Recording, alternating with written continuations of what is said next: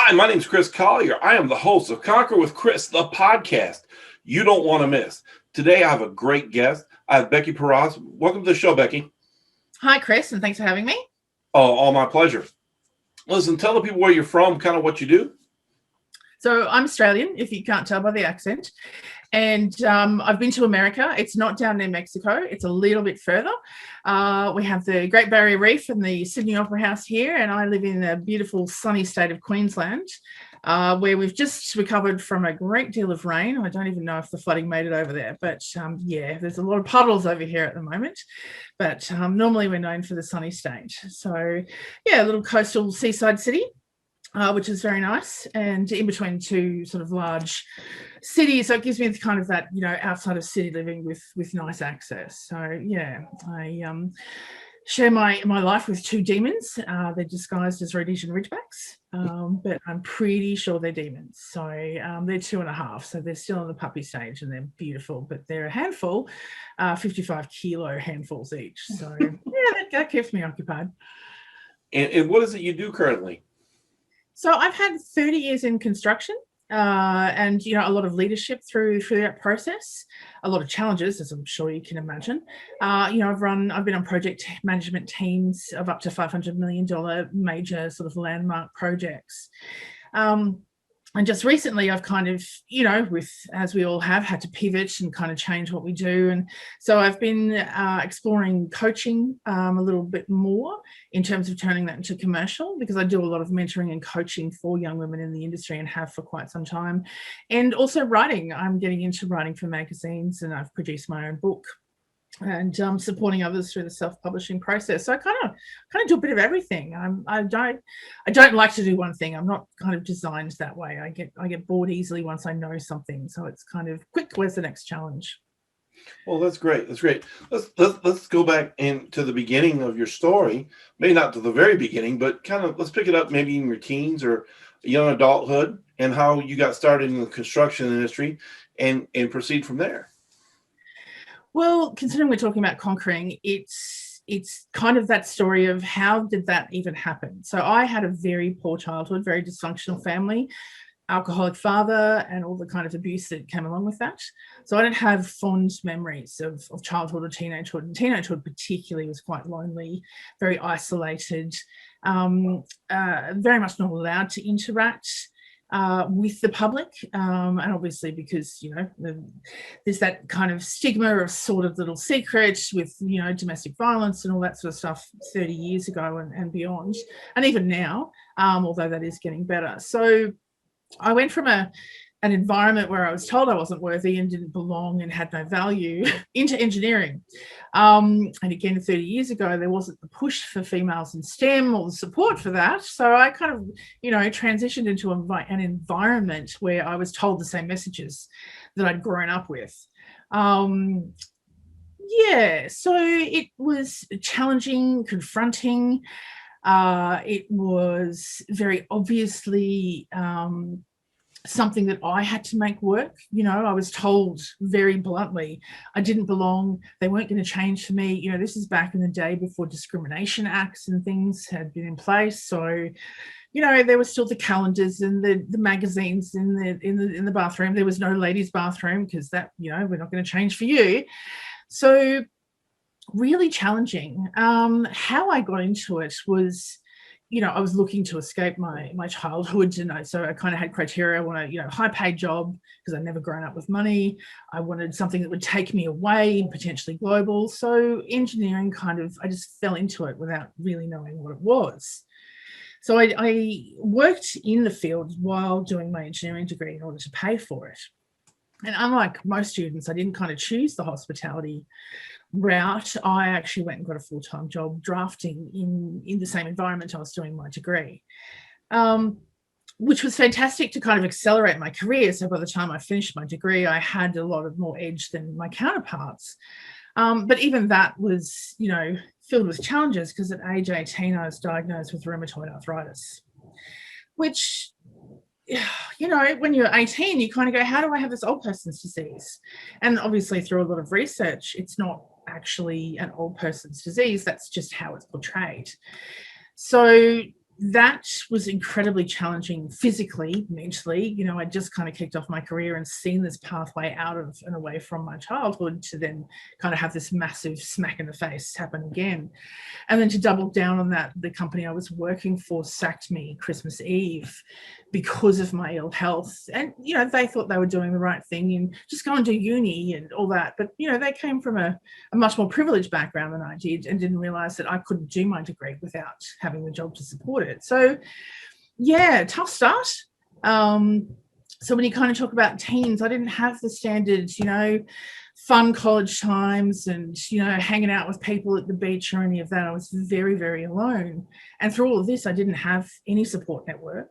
I didn't have any friends because I was never encouraged as a child and I didn't really know how to make them. So I did a lot of searching from that point on to, the old, what's wrong with me and how do I fix it?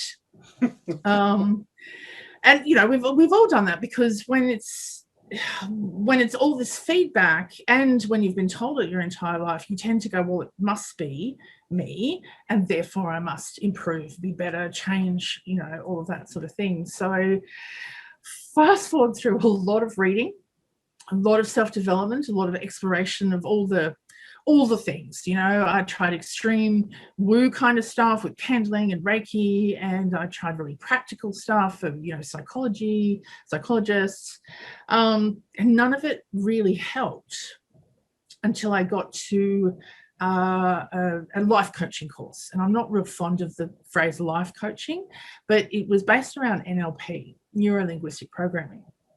And that was a challenge, but it was also incredibly powerful in terms of the control it suddenly gave me over my own mindset and the ability it allowed me to start changing the story. And from that, I was then able to realize that all of these achievements that I had made, and a part of that was also I was very driven. At 18, when I was given this diagnosis, I was told I'd likely be in a wheelchair by 24 and not likely to survive past 40 due to complications from medicine and disease and things like that. So that's a big... Boy, they were just so encouraging. I know. You can see why people kind of go, how did you make it through that? When I just had nothing but...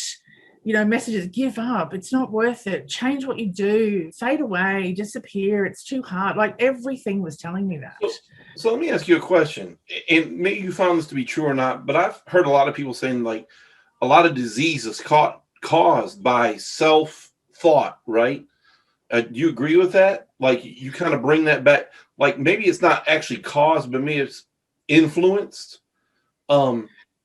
I heard of someone who had some type of arthritis, maybe not the type you have, but it was caused because they didn't really understand that they were important, and all that negative vibration back upon themselves caused them to kind of just break down, because we are thoughts, right? We were made out of thoughts originally. And so going back through it, all that negative energy back on themselves just kind of crushed their body. In some regards, that has merit, particularly in terms of your mindset and dealing with that. But the reason I don't like that idea so much, and I kind of push back against it in terms of that's the whole and total answer, is it puts the blame on the person who has the disease. It makes it their fault. It makes them wrong. It makes them defective. And I have a real problem with that in terms of, sometimes stuff happens. There's a lot genetically as well as energetically that can happen. So I think while that has merit in terms of checking in and using that shock of a chronic illness and diagnosis to check in with how you treat yourself, that's certainly very valid and has ramifications in how well you manage your disease and your recovery and those things. I think that's a path that can be taken too far and become a very toxic blame situation, in that if I can't fix myself with my mindset, then I'm still wrong. And becoming attached in that space is quite damaging, I think, for individuals. Some people lose limbs through no fault of their own. They can't grow that limb back through the power of their mind. Right. So, I kind of go, there's a line to be drawn that sometimes stuff just happens. Right. The world's broken itself. So there's no, it's like, why did that plane crash? Well, the world's broke.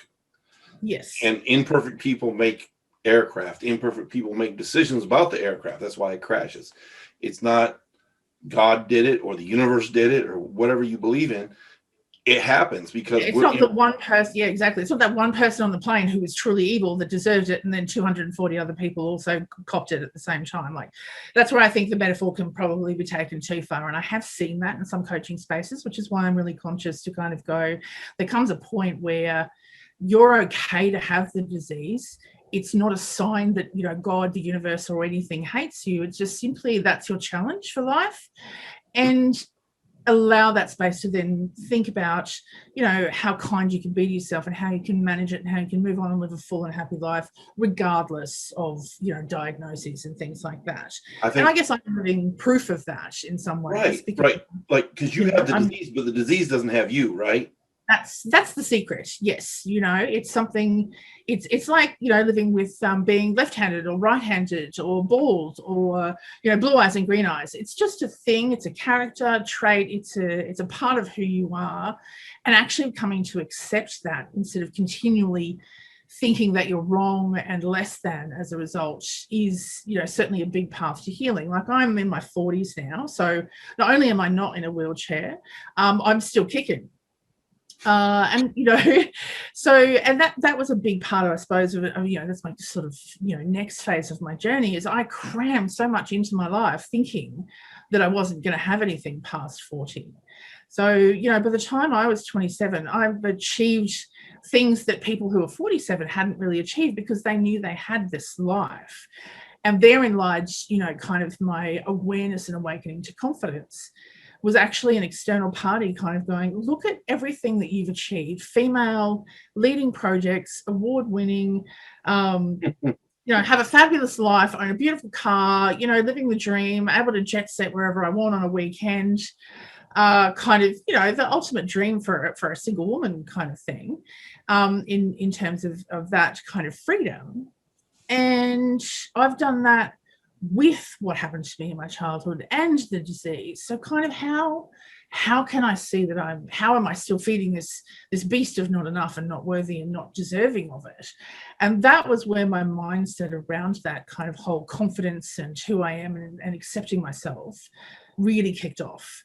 That sort of awareness that with what I've achieved, which is significantly more than my peers at the time, who didn't have the challenges I've had and were able to kind of cruise a bit more through life without this kind of driving need to, you know, establish themselves, that really turned my thinking about myself around. So what you're saying is you had a moment of introspection and you saw the value that you created out of your necessity because you thought you weren't going to live as long. You thought you were going to be disabled or whatever because of your disease. So the disease actually was a benefit to you because you kind of used it as like a grape press or a wine press to press out more of you quicker than your, like you said, your peers. So that way you got more out of your life. And so where does that bring you now? How I guess you pivoted. Well, okay, so I had that realization, and then just kind of took off in my career, and, you know, earned more money and had more awards, and you strive for greater things, and, you know, moved up in the hierarchy and all that sort of stuff. But what the other side of that was, what I realized is that was all I had done in my life. So I didn't have hobbies. I didn't, you know, have a lot of friends that I hung out with just for fun. You know, I had friends that would be like, you want to go to Adelaide? Yep, sure, let's go. And we'd go and, you know, eat and drink wine, but there was no real connection other than that. So I started kind of filling in the rest of my life, as it were. So I started putting less importance on my job because I could see that I'd already achieved enough, and that if I just kept tracking, I'd keep achieving. I didn't need to kind of, you know, chase after it with quite so much, you know, gusto and determination. And I could allow some energy to go and, you know, try some hobbies and do some interesting things and take a bit more time to get to know me as a person outside of my achievements, because that's what I was, just a list of achievements. So, which was great for the confidence and that realization. But then, you know, I wanted to be a whole person, I suppose. And so that was kind of the next 5 years of, you know, trying this and exploring that and doing a bit more. And, you know, having more achievements, but kind of understanding that I was doing this to experience it rather than to have the tick in the box at the end of the list. So you were really just finding out who you were. You knew you could work, you could do the work, you could make the accolades, you could do whatever.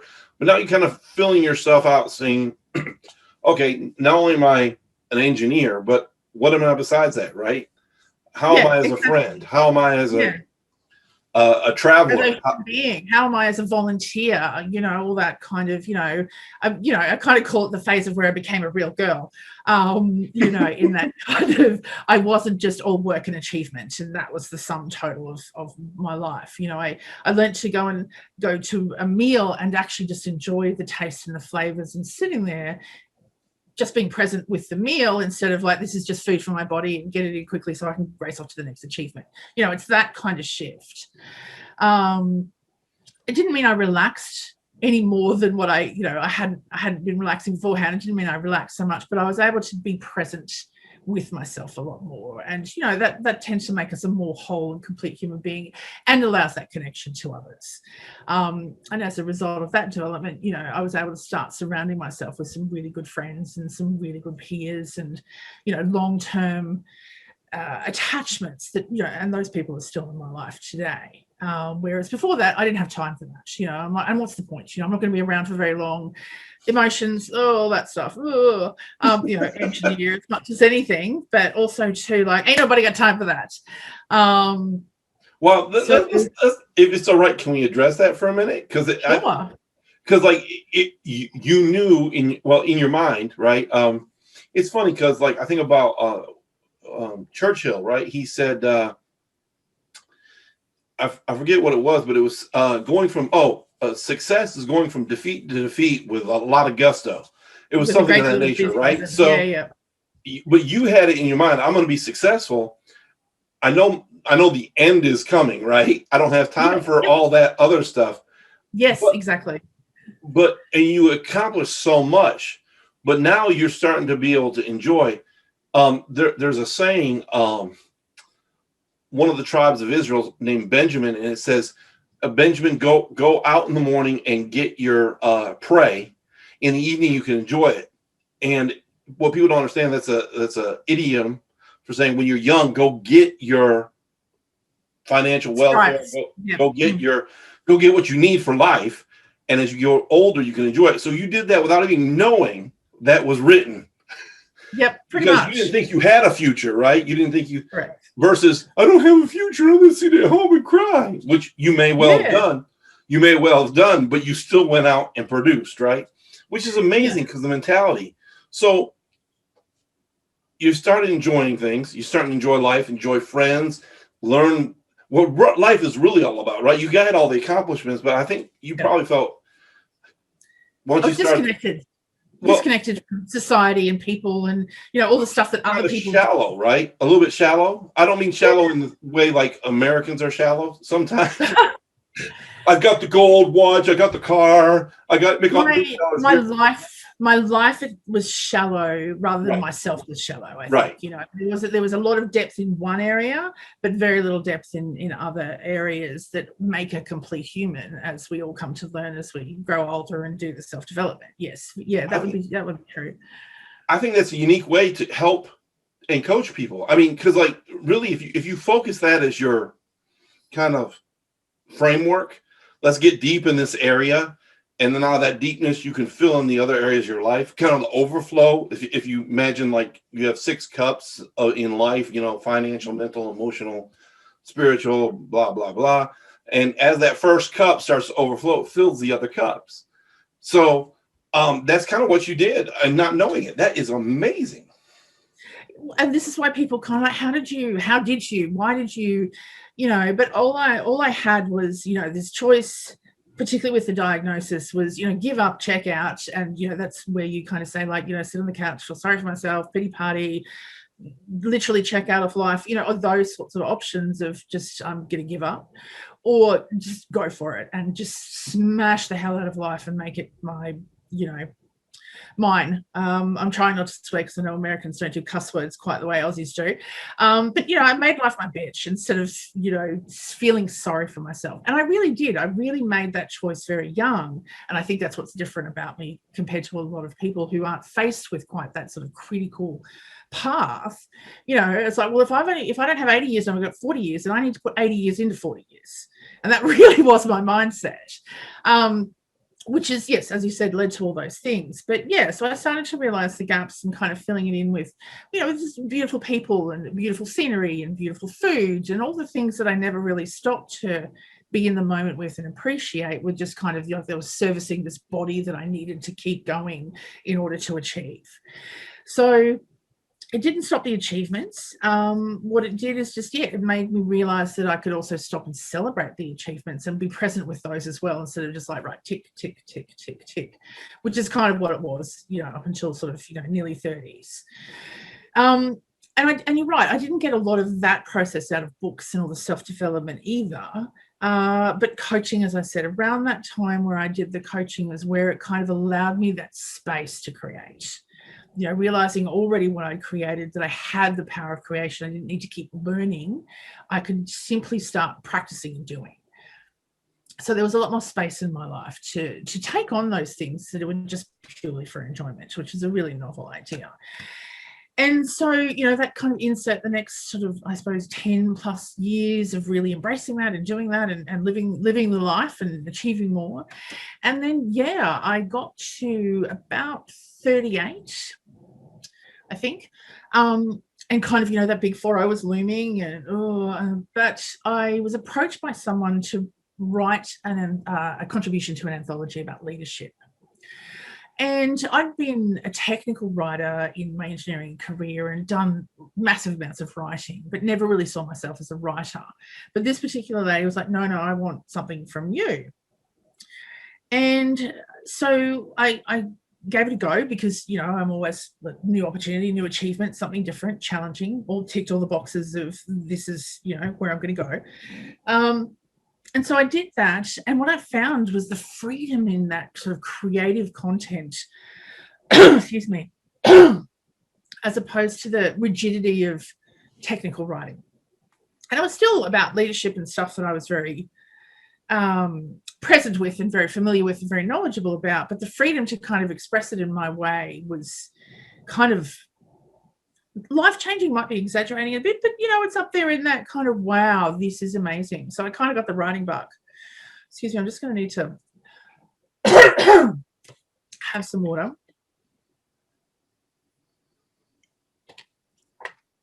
Okay. So I kind of did that for a year or two. And this particular lady was based in the US. So at the beginning of the year I turned 40, she asked me to come to America and present at her yearly conference in Kentucky. And I kind of went, big 4-0, sure, why not? This ticks a lot of boxes of, go and see a place I've never been, plan for a big 40th over there, go and get on stage for a different audience, because I'd done some public speaking for about 10 years up to that point. So this is a big thing. And of course, too, thinking like this, not trying to put it out there, but end of life celebration. So anyway, headed over to the US for 4 weeks, starting with Kentucky and this ladies conference. Did really well. She gave me an award for my literary contributions and things like that. So that was all very, very edifying and very affirming of my achievements. And then we traveled around, went to New York, and I'm an engineer, so, Empire State Building, one of the most amazing buildings in the world. Then we did a road trip down to New Orleans, or New Orleans, as you say, because I've always loved that kind of Louisiana style and Cajun food. I've just always wanted to do that, so that was on our list. So we did like Tennessee, Mississippi, Alabama, and, had some exploration through there.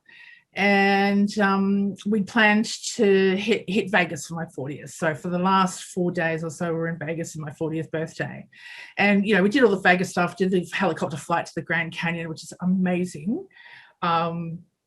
did Cirque du Soleil kind of in the Bellagio, the big one with the pool that, I would never see if I wasn't there kind of thing. So we did a lot of that stuff.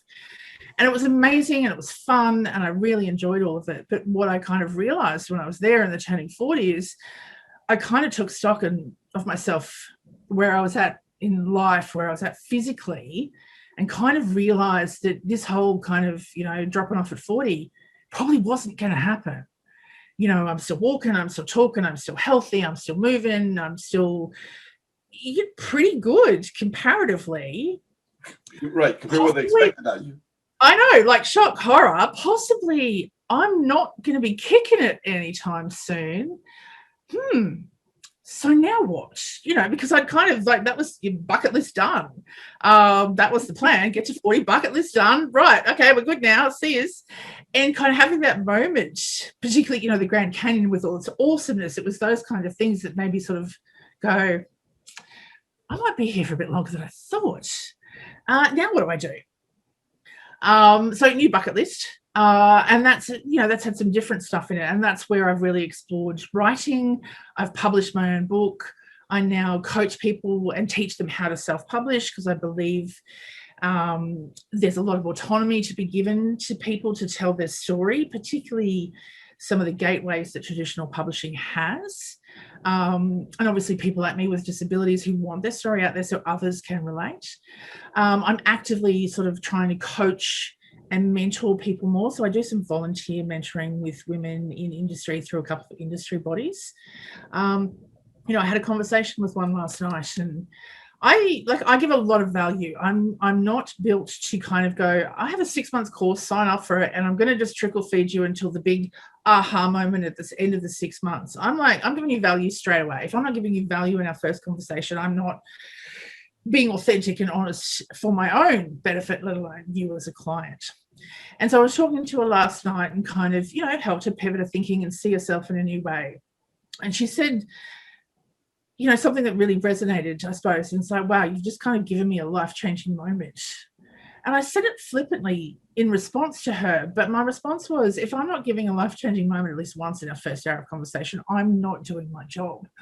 And that's where I kind of went, oh, that's really interesting that's, a key driver for me, a KPI, as it were. So, yes, I'm kind of just sitting with that going, well, that's good. That's amazing. That's wonderful. It's powerful, but I'm kind of in that space of, well, what do I do with that now that I know that is a big thing? So I'm kind of looking at that next stage of how do I engage with more people to give them those life-changing moments in an hour conversation? How do I pivot that into, something that can replace an income, and I can do that without, necessarily charging $1 billion for people to receive this, but also receiving my value and having a fair exchange. So I'm kind of in that place right now.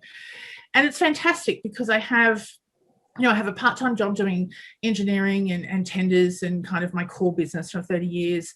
I have this writing desire that I'm kind of feeding as one of my new bucket lists and creating books. And then I have this sort of other space where I've got this creation or co-creation possible, where I can share, as you pointed out before, all these things that I've learned in this way of thinking and being and doing with others. And I'm kind of trying to expand that currently. So that's, sort of, the short version of my life story, as it were. And where I'm at now. So how can people find you? So I have a website, www.wordsofbeck.com.au. You can find me on Facebook and Instagram at Words of Beck, Insta. And I also have, as you can see, my little, this one, I have this little logo. I don't know if we can sort of get in there, but, it's a hard hat with boots and a crown on it. And it's got, rubble in the background to kind of show the journey's tough, but, through coaching. And my hashtag is get your boots on. It's construction and all that sort of stuff, but boots give you a solid foundation. They're hardy, they're long bearing, they go the distance, all the sort of metaphorical stuff that goes with that. So I have a coaching page, Get Your Boots on Facebook as well. If you're looking for me, I'm approachable by messenger. And yeah, I think you can contact me through my website as well, or you can, grab a copy of my book. All my contact details are in there, and that's available on Amazon. And that's how you spell. Actually, I should probably just, there you go, Words of Beck. There we are. So that's my website.com.au after that. Yeah, so I'm willing to work with just about anyone who's willing to do the work for themselves. I'm just a guide. I don't tell the people what to do. In fact, I believe that's actually counteractive to people learning. People don't learn if you tell them things, asking lots of good, valuable questions and challenging the way they're thinking and using NLP to help challenge mindsets and the self-talk. It's kind of where I'm at because it's been so effective for me. So really open to anyone who wants success. What's your favorite quote? I'd rather die of thirst than drink from the cup of mediocrity. Wow, I love that. That's great. That's great. A good one. Yeah. That's great. That's a real good one. Yeah. Well, hey, Becky, it's been my pleasure to have you on. Thanks for joining us. It's been an absolute pleasure having a chat with you, Chris. Ladies and gentlemen, please like, subscribe, share. Thank you for joining us today. Have a great day. Remember, this is Conqueror Chris, the podcast you don't want to miss.